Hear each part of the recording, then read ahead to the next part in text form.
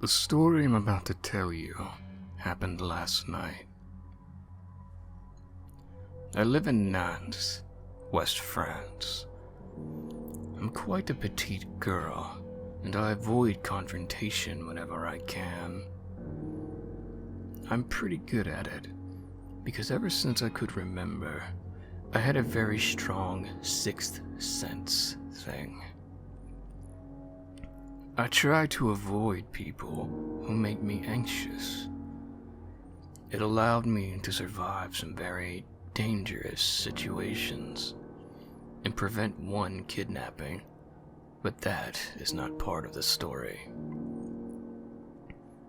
Yesterday, I visited a very close friend of mine. A few days ago, she had broken her leg, so I decided to cheer her up by giving her a few gifts. The atmosphere was so nice that I didn't notice when it got dark outside. Despite the late hour, I decided to go home. I said goodbye to my friend and left her apartment. I was about 40 minutes from home, but I walked this distance many times without any problems, so I thought it would be the same this time. Oh, how wrong I was. Less than 5 minutes passed, and I just felt it was going to be hell. I was approaching one of the many bridges in our city. I didn't see anyone around. I thought my senses were playing a trick on me. This has happened before, so I just kept going. The bridge was about 20 meters in front of me before I heard a conversation and a giggle. I turned my head slightly and saw 3 men walking towards me. I felt a cold sweat on my back, but it was too late to turn back. I didn't want to show them that I was afraid. I know this type of behavior provokes more harassment. I kept walking, but turned the music down. I didn't take my headphones off because I didn't want them to know about my suspicions. I heard their footsteps behind my back. They were saying something, but I didn't know what because they were speaking in a different language. I was already on the bridge when they caught up with me. As I said, I'm a petite girl. They were over 180 centimeters tall. They surrounded me. I had no choice but to go ahead. A shudder ran through my body.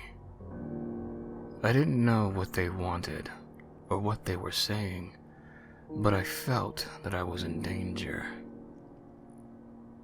They kept talking to me. They leaned over me and whispered something into my ears, and they laughed. This sound will haunt me for the rest of my life. At one point, they noticed I was doing my best to ignore them. And then the worst of it began. They started making animal noises. It may sound strange, and maybe even sound funny, but it was terrifying to me at that moment. They howled, growled, whistled, and kissed the air loudly. They did these things very close to my face. I was desperate, but where could I have gone? I was on the bridge. I would kill myself if I jumped off into the water, or at least break both my legs if I were lucky. Those 2 minutes to cross the bridge felt like an eternity for me. When we got to the end of the bridge, I was sweaty, close to tears. I thought I was going to throw up. I was shaking uncontrollably, which seemed to amuse them even more. And then a miracle happened. Someone began to call my name, very loudly. I looked up and saw someone approaching us. He was a very tall man, several years older than me, but I didn't know him. I had no idea who he was or how he knew my name, but it didn't matter at the time. I felt that he was my guardian angel. He came over to us and was staring furiously at the three strangers. I didn't see their faces, but they fell silent. "What are you doing to my girlfriend?" he asked, still frowning at them. He stretched out his hand in my direction, never taking his eyes off them. "Come on, sweetheart." I did not wait. I didn't know who he was, why he was helping me, but I didn't care. I gripped his hand tightly and almost nestled against his shoulder. My heart was beating fast and loud, but I was so thankful that he came to help me. The three strangers and my savior exchanged glances.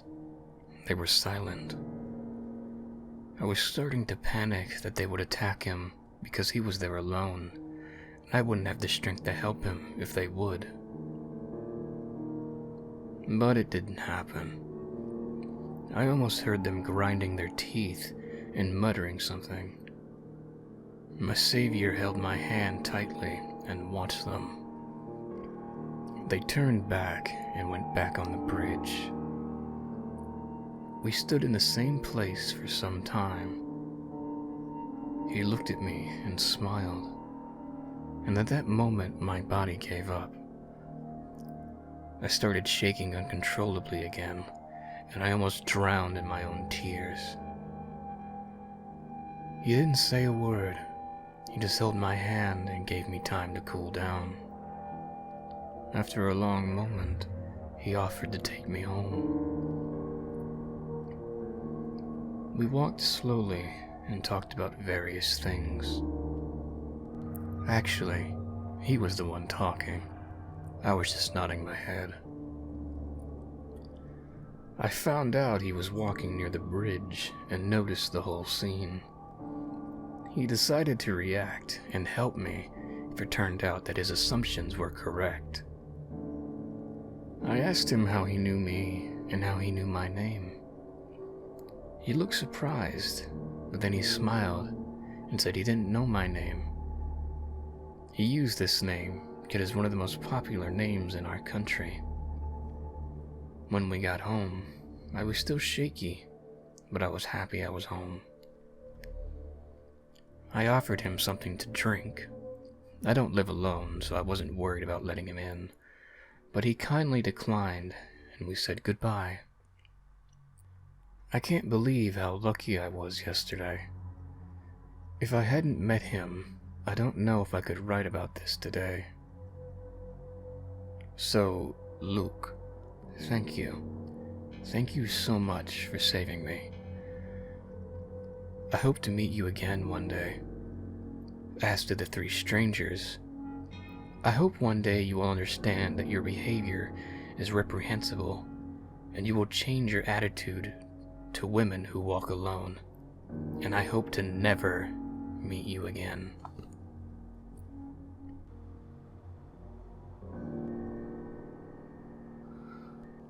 Thank you all for listening to my telling of this tale.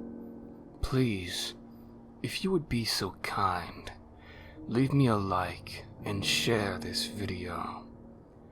And if you have not already, subscribe so as to listen to me more. May your nightmares be filled with terror, and may they be plentiful. Till next time, farewell.